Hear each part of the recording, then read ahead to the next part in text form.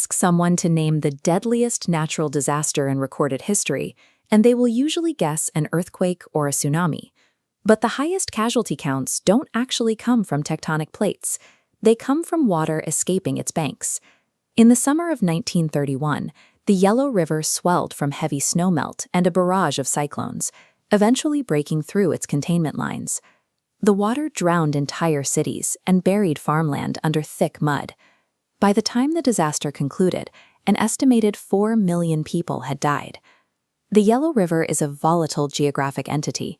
Over the last 2,500 years, it has flooded its surrounding plains roughly 1,600 times, and the force of that water has violently ripped open entirely new channels, shifting the river's path to the sea 26 times. Yet, the people living along its banks revere it. It is known locally as the Mother River, providing the water and rich soil that allowed ancient Chinese civilization to take root and flourish. To understand how a cradle of civilization becomes a mass grave of this scale, we have to look past the weather. A death toll of 4 million requires an engineering trap thousands of years in the making. The trap begins upstream. As the river flows through the lowest plateau, it carves into a highly erosive, loosely packed, and incredibly nutrient-rich yellow soil. This animated bar chart illustrates exactly how much of that soil ends up in the water. While a major waterway like the Nile River carries a manageable 1 kilogram of silt per cubic meter of water, the Yellow River transports a staggering 34 kilograms in that exact same space.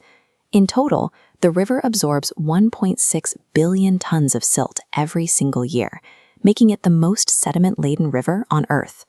For early farmers, this thick, muddy water was highly desirable.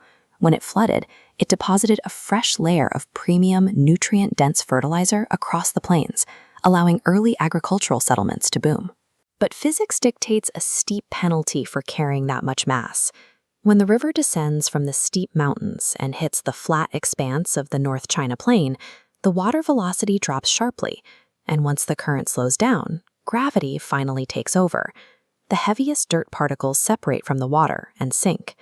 As millions of tons of heavy silt drop to the river bottom, they form invisible underwater dams. This thick layer of mud steadily accumulates, artificially raising the floor of the riverbed from underneath.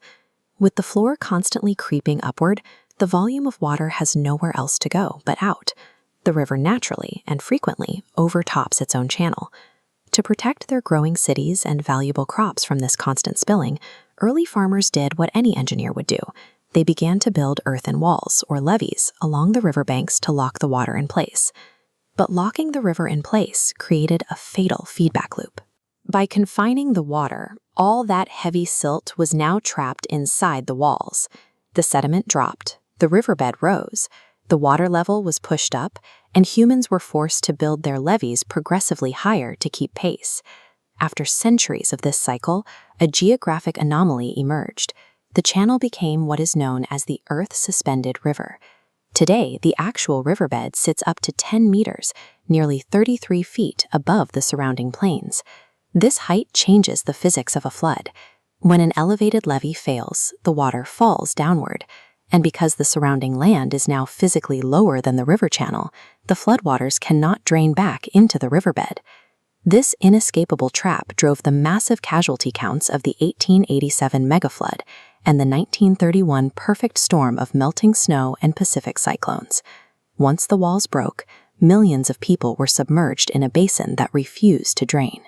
By attempting to rigidly protect their settlements, generations of engineers had constructed a continent-sized water bomb hovering directly above their own cities. Holding back an elevated ocean with dirt walls creates a tactical opportunity. In times of war, this hazard becomes a weapon.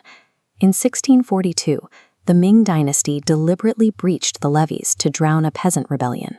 The resulting deluge destroyed the city of Kaifeng, wiping out 300,000 people through drowning, starvation, and disease.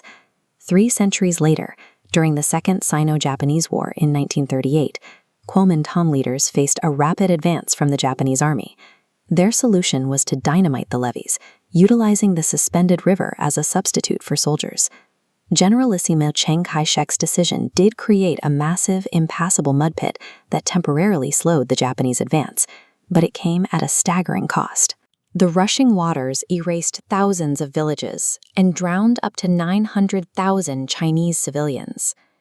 Today, the river faces a completely inverted threat. Rather than spilling over its walls, the volume of the Yellow River has been depleted by a sprawling network of hydroelectric dams and intensive agricultural irrigation. The waterway that once threatened the continent with megafloods now frequently runs dry, exhausting its supply before it can reach the sea. The 4,000-year history of the Yellow River illustrates the consequence of forcing a dynamic system into a rigid box. Attempting to eliminate danger often ensures that when the system eventually fails, the impact reaches a continental scale.